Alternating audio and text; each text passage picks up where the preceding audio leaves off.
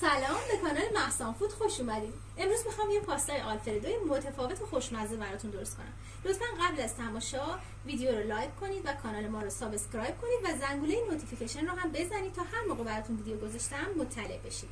مواد لازم: پاستا به مقدار دلخواه، خامه، شیر تقریبا 2/3 لیوان، سینه مرغ که از قبل برش نواری دادم و توی ادویه خوابوندم، چند تا حبه سیر، نمک و فلفل سیاه و قارچ، زردچوبه و از همه مهمتر این سبزی اصل اورگانو ایتالیایی که واقعا طعم واقعی پاستای آلفردو رو میده و مقداری هم پنیر پارمزان. اول به نسبت مقدار پاستایی که میخواید درست کنید یه مقدار آب توی قابلمه بذارید تا جوش بیاد. وقتی که آب به جوش اومد به مقدار دلخواه پاستامون رو توی آب جوش میریزیم و به مدت 15 دقیقه میذاریم تا بجوشه و بپزه.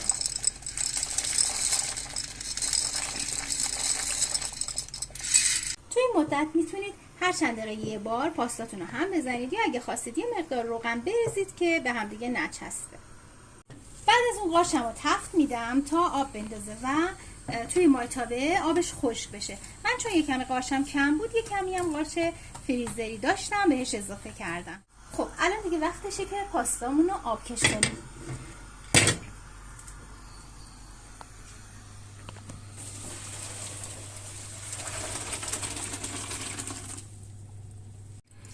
یه مقداری با آب ولرم پاستامون رو میشوریم تا اون لعاب زیادیش گرفته بشه.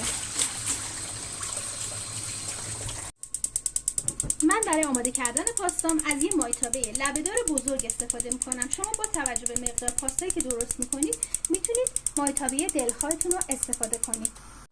یه مقدار کره میریزیم. من سیرم از قبل رنده کردم چون خودم دوست داشتم یه دونه حبه. شما میتونید بیشتر یا کمتر، مثلا نصف حبه یا بیشتر استفاده کنید. اونم باز به دلخواهه. بعد از اینکه کره آب شده یه کمی هم سیرمون تفت شد، مرغمون رو اضافه میکنیم. مرغی که از قبل توی ادویه هایی که گفتم خوابوندم و تفتش میدیم. مرغی که تفت میدیم معمولا توی 5 دقیقه پخته میشه. بهتره که مرغ رو 5 دقیقه با حرارت زیاد تفت بدید. من نصف پاکت خامه رو میریزم توی کاسه و با مقداری از شیری که دارم حل میکنم تا یه مقدار ملایم و یه دست بشه.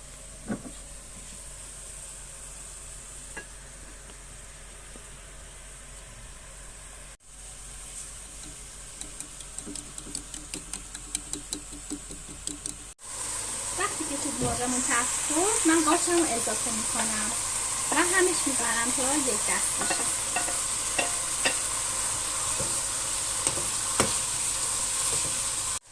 من چون دوست دارم یه مقداری فلفل سیاه باز بهش اضافه میکنم.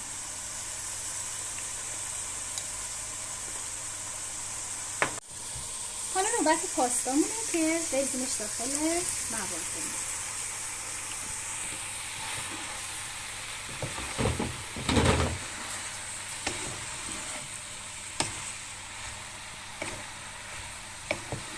زیر شعله رو ملایم میکنیم تا وقتی که میخوایم خامه و شیر رو بهش اضافه کنیم یک دفعه سفت نشه. دیگه کم کم پاستای ما حاضره. کمی نمک بهش میزنم چون قبلا توی موادم نمک زده بودم. یه مقدار شیر روش میریزم چون الان میخوام خامه‌شم بهش اضافه کنم.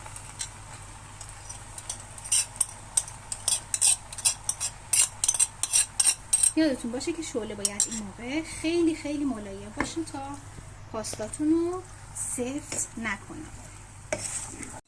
خب حالا من چون که موادم زیاد بود ترجیحاً دوباره یه مقدار شیر و خامه دارم به پاستام اضافه میکنم.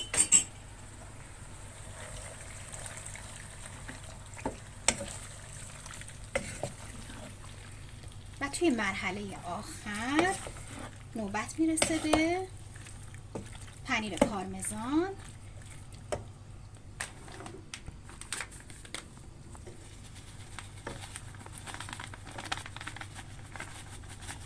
اونم باز به دلخواه اضافه کنید.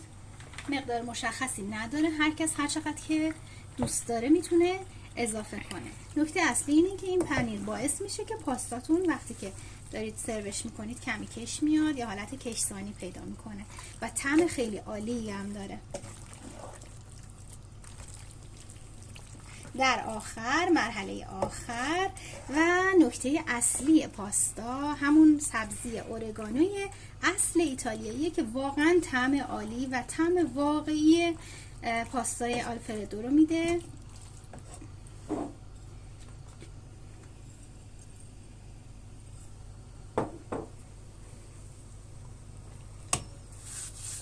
بهتره که این سبزی رو آسیاب نکنید چون عطر و بوی خودش رو از دست میده و اگه همینطوری توی دست اون رو بسابید خیلی بهتر میشه. بازم سلیقه‌ایه، هر کس طعم این سبزی رو دوست داشته باشه میتونه بیشتر بریزه یا کمتر بریزه. خب دوستای عزیزم، پاستای ما حاضر شد. میتونید درست کنید و اگه دوست داشتید برای من کامنت بذارید. همینطور این ویدیو برای دوستاتون و کسایی که دوستشون دارید ارسال کنید تا اونا هم اگه دوست داشتن این پاستای خوشمزه رو درست کنن و لذت ببرن.